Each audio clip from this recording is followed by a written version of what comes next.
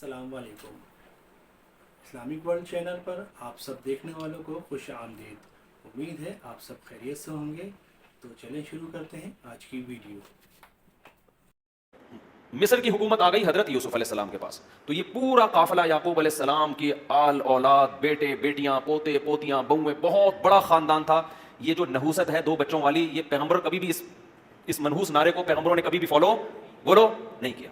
یہ نعرہ لبرل لوگوں سے آیا ہے، ملحد لوگوں سے آیا ہے، اور اس کا عذاب کہ ان کے خاندان ختم، محبتیں ختم، خاندان سمٹ کے کتے بلیوں میں آ کے منحصر ہو گئے۔ کتے پالتے ہیں، یوٹیوب پہ دیکھ لو، بندر پالے گا، ان کو پیمپر پہنائے ہوئے ہیں، یہ کام کر رہے ہیں، بندروں سے دل بہلا رہے ہیں ہم تو جاتے ہیں گھر میں، بچے ایسی پیاری پیاری باتیں کر رہے ہوتے ہیں۔ آج میں نے روزہ رکھا ہے، چڑیا والا روزہ۔ میں نے کہا یہ چڑیا والا روزہ کیا ہے؟ چھوٹی بچی تھی میری، مجھے کہنے کہ چڑیا کا روزہ ہے۔ یہ کون سا؟ کہہ رہی 6 بجے سے لے کے 9 بجے تک کا ہے، پھر 9 بجے سے لے کے 12 بجے تک کا ہے۔ وہ 3 گھنٹے کے روزے چل رہے ہیں بچوں کے، انجوائے کر رہے ہیں رمضان۔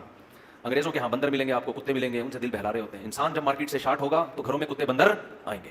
ٹھیک ہے، بندر بھی بڑا اچھا لگتا ہے پالنے میں، کتے بھی اچھے ہوتے ہیں، بلیاں بھی۔ انسانوں سے زیادہ، اپنی بچوں سے زیادہ میرے بھائی کوئی بھی اٹریکٹیو بولو نہیں۔ مجھے لوگ بتا رہے ہوتے ہیں بندر پالے نہیں، کتنے کیوٹ کیوٹ سے بندر، کتنی پیاری پیاری بلیاں۔ او بھائی اپنی اولاد سے کمپیئر کرو۔ یہ کام ان لوگوں کے ہیں جن کے ہاں اولادیں نہیں ہیں۔ اپنی اولاد کو پال، وہ بڑھاپے میں تمہارا سارے بندر کیا کرے گا؟ یہ تو زرداری کی تقریروں پہ ہنسے گا اور تھوڑی کوئی کام ہے۔ زرداری جب تقریر کریں گے نا کہ میں غربت کا خاتمہ چاہتا ہوں، مجھے غریب کو دیکھ کے ترس آتا ہے، تو بندر ہنسنے کے کام آئے گا، میم بنانے کے کام آئے گا، اس کے علاوہ تھوڑی کچھ ہوگا اس۔ تو خیر، تو یعقوب علیہ السلام کا بہت بڑا خاندان ہو گیا تھا، کیونکہ آپ نے بھی کثرت سے نکاح کیا یعقوب علیہ السلام نے۔ ایک بیوی سے حضرت یوسف علیہ السلام بنیامین پیدا ہوئے، دوسری زوجہ سے دوسرے، اور اس کے بعد بھی آپ نے نکاح کیے۔ تو یہ پورے بیٹے بیٹیاں، بہویں، داماد، پورے خاندان کو لے کر آپ کہاں شفٹ ہو گئے؟ مصر میں۔ لیکن بہرحال مصر میں آپ اقلیت میں تھے، کیونکہ وہاں پہلے سے ایک بہت بڑی ریاست قائم تھی جو غیر مسلم تھی۔ یوسف علیہ السلام کے ہاتھ میں جب حکومت آئی ہے تو انہوں نے دین کی تبلیغ کی، وہاں بالآخر دین کافی حد تک پھیلتا چلا گیا، لیکن تھے بہرحال مینورٹی میں۔ بالآخر یوسف علیہ السلام کے انتقال کے بعد کچھ وقت اچھے لوگ آئے، آتے آتے پھر دوبارہ برے بادشاہ مسلط ہونا شروع، قوم پرستی۔ مصر کے ہر بادشاہ کو فرعون کہا جاتا تھا، سمجھ لیں، یہ لقب تھا مصر کے بادشاہ کا۔ کیا کہا جاتا تھا؟ فرعون۔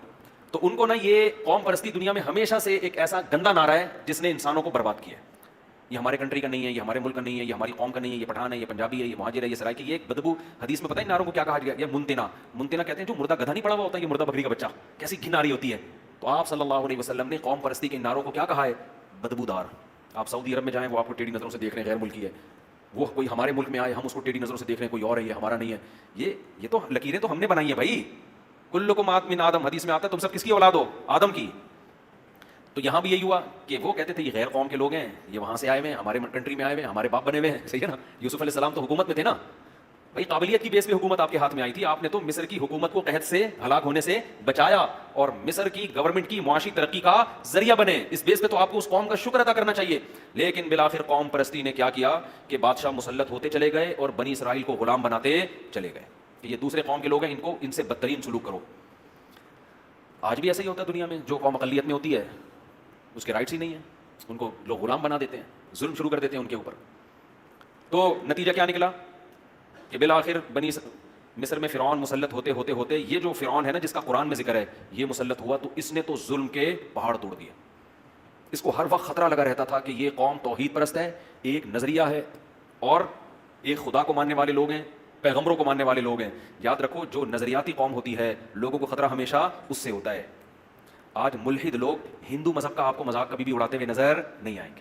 آپ دیکھ لو یوٹیوب پہ ہندو ملحدوں کو، جو ایتھیسٹ ہوتے ہیں نا، آپ نے دیکھا ہوگا نا، ایک ہمارے ملک میں ایک لبرل خاتون مری تھی، اس کا جنازہ پڑھایا عورت نے، دیکھا ہوگا نا، عورت نے۔ تو اور یہ مقبول جان صاحب کا ایک بڑا اچھا انٹرویو آیا کہ عورت جنازہ پڑھا رہی ہے، یہ اسلام کا مذاق ہے، اسلام میں عورت جنازہ کی امامت نہیں کرتی۔ انہوں نے کہا یہ مذاق نہ کبھی کسی عیسائی مذہب کے ساتھ کوئی کرتا ہے نہ ہندو مذہب کے ساتھ، ہر ایک کی رسومات کا احترام کیا جاتا ہے، یہ صرف اسلام کا مذاق کیوں اڑوایا جا رہا ہے؟ بھائی ہر مذہب میں ہوتی ہے نا کچھ تعلیمات۔ مجھے ان کا بیان بڑا اچھا لگا تھا کہ نشانہ کس کو بنایا جا رہا ہے؟ اسلام۔ نبی صلی اللہ علیہ وسلم پہ اعتراضات کیے جاتے ہیں، آپ نے یہ کیا، آپ نے یہ کیا، آپ نے۔ ایک صاحب نے میرے بیان پہ اعتراض کیا، میں نے جلد نکاح کی ترغیب دی نا، ایک صاحب نے کہا کہ ان سے بولو، ان مولویوں سے بولو اپنی 9 سال کی بچی کا نکاح 50 سال کے آدمی سے کیا کریں، پھر پیغمبر کی سنت زندہ ہوگی۔ اعتراض سمجھ میں آیا؟ یہ جو کہتے ہیں نا جلد نکاحوں کی ترغیب، اس نے معاذ اللہ نقل کفر طنز کیا کہ تمہارے پیغمبر نے حضرت عائشہ سے نکاح کیا 6 سال میں، رخصتی ہوئی 9 سال میں، تو ان لوگوں سے بولو اپنی 9 سال کی بچیوں کا نکاح نا 50 سال کے آدمیوں سے کیا کرو، پھر ہم مانیں گے تم پیغمبر کی سنت پر عمل کر رہے ہو۔ اس کا جواب یہ ہے کہ اگر ہمیں کوئی 50 سال کے، ہم نبی کے دور میں ہوتے نا، اب تو نبوت کا دروازہ بند ہو گیا، کوئی سچا نبی ہو وہ 50 سال کا کیا 100 سال کا بھی ہوگا تو 9 سال کی بچی کا ہم فخر سے اس سے نکاح کریں گے، ہمیں اگر یقین ہوگا کہ یہ اللہ کے پیغمبر ہیں۔ اسلام میں یہ نہیں ہے کہ کوئی بھی 50 سال کا ہے تو اٹھا کے دے دو، بھائی ان کی قابلیت تو دیکھو وہ کون ہے، اللہ کے پیغمبر، تو یقیناً اس سنت کو زندہ کریں گے، لیکن اللہ نے نبوت کا دروازہ بند کر دیا۔ ایک عیسائی عورت نے اعتراض کیا تھا، مجھ سے سوال پوچھا کہ اتنی کم عمر لڑکی سے نکاح کیا۔ میں نے کہا آپ بتاؤ، اگر عیسیٰ علیہ السلام جن کو آپ نبی مانتی ہو آج موجود ہوتے اور آپ کی عمر کم ہوتی، آپ ان سے نکاح کرتی؟ اس نے کہا فوراً کرتی۔ تو میں نے کہا جیسے آپ کو ان کے پیغمبر ہونے کا یقین ہے، ابو بکر کو محمد صلی اللہ علیہ وسلم کے پیغمبر ہونے کا یقین، حضرت عائشہ کو محمد صلی اللہ علیہ وسلم کے پیغمبر ہونے کا یقین، اور کیسی کامیاب زندگی گزری ہے، کس قدر ساری زندگی حضرت عائشہ نے فخر کیا ہے۔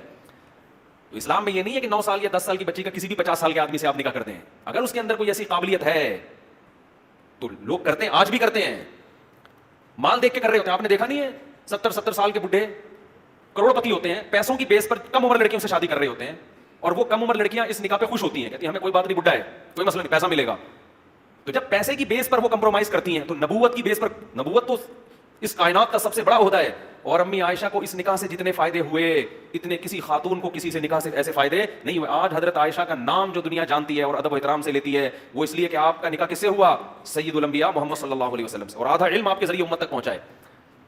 تو یہ جتنے اعتراض پیغمبر کی شخصیت پہ کریں گے، کسی اور مذہب کے ماننے والوں کی شخصیت پہ نہیں، حالانکہ ان پر کروڑوں اعتراضات ہوتے ہیں، کروڑوں۔